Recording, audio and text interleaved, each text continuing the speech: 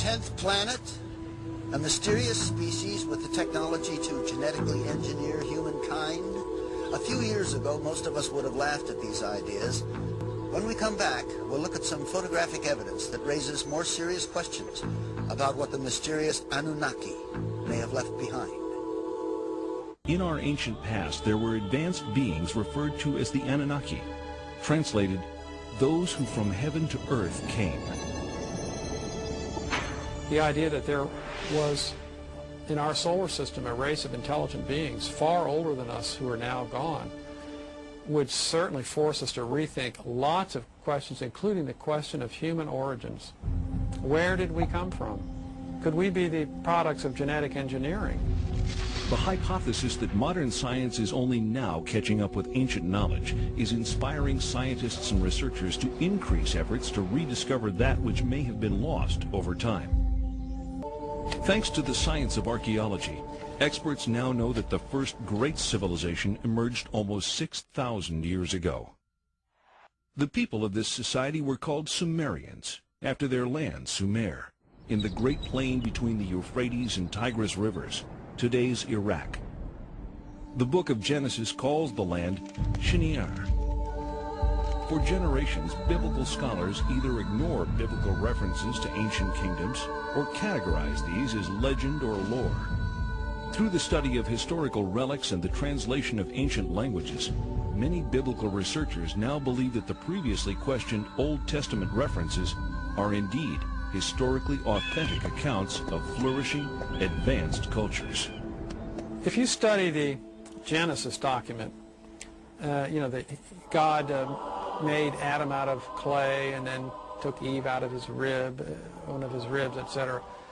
If you study this document, you discover that it's really a much shorter version of a much more complicated document that comes out of Babylonia and then out of Sumer and so on. Now, these ancient texts give a really complicated story of powerful, non-human, godlike beings actually engineering us, making us for specific purposes. In ancient Mesopotamia, the secrets of astronomy and other celestial knowledge are kept carefully guarded, studied behind closed doors by an exclusive society of priest astronomers. Cylinder seals like these are the only surviving record of these carefully guarded secrets. This clay tablet carries the print of a cylinder seal about 4,500 years old.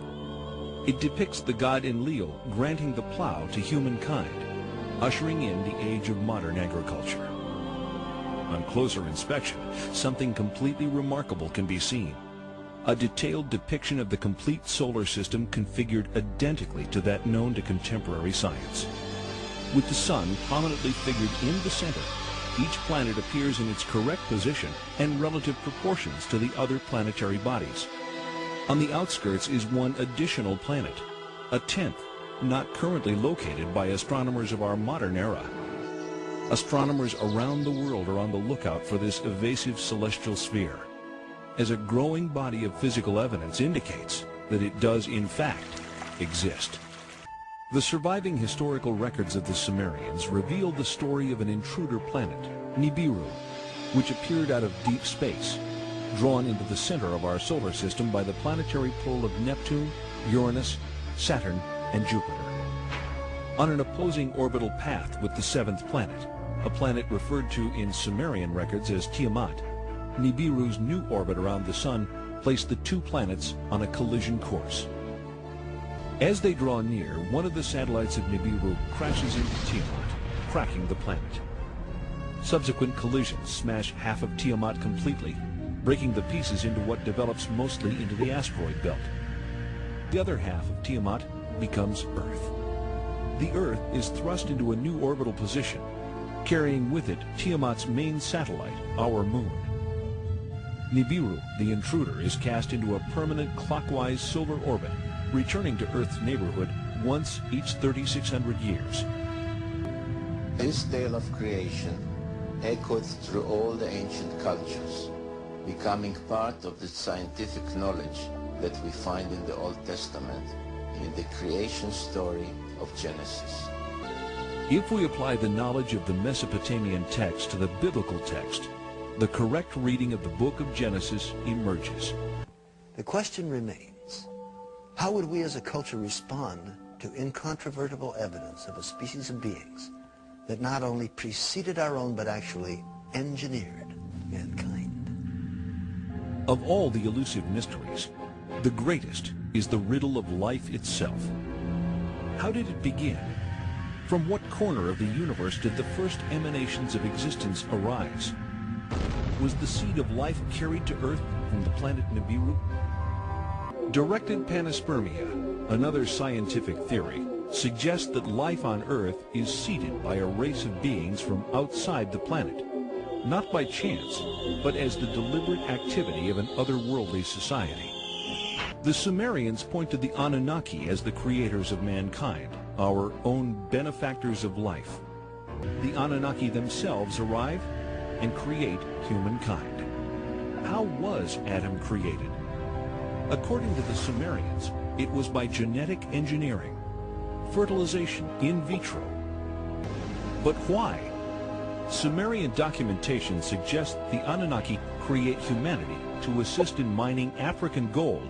Judaism, Christianity, and Islam, the three great Western traditions, religious traditions, are all founded on the idea that there's something special about human beings. We didn't arrive here accidentally, so we're not just some consequence of billions of years of pointless accidental permutations of life forms. No, we were created in the image of God. Now, what if it were the case that there were creatures both technologically more advanced than us, older than us in terms of their civilization, and maybe even more intelligent than us, and more spiritually advanced, if we could imagine that? Then would this cause the creation story to collapse and leaving, literally billions of people on the planet totally confused about the meaning of life? Two figures stand on either side of a craft.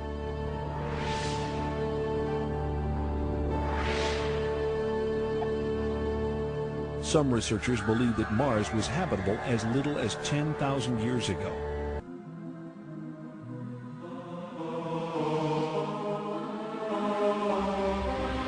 The ancient Sumerian text, just in a very broad overview, basically tell us that these Anunnaki came from space and landed on the earth in the Tigris-Euphrates Valley.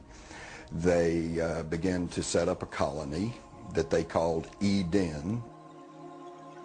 According to Genesis, Eden, or Eden, is where Adam was created from dust and Eve from one of his ribs.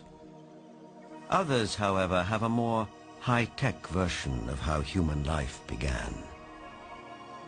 In time, needing manpower, needing workers, jumped the gun on evolution using genetic engineering. They took the sperm of one of the Anunnaki, mixed that with the ovum of a primitive humanoid, probably one of these primitives that we are now finding archaeological remains of in Africa, and they produced a hybrid which eventually became Cro-Magnon or modern man.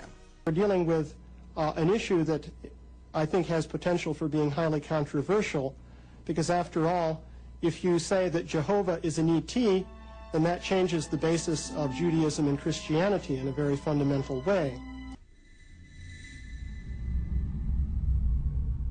Legend has it that when the Anunnaki came back after several thousand years to see how their genetic handiwork had turned out, they found the Earth females irresistibly attractive.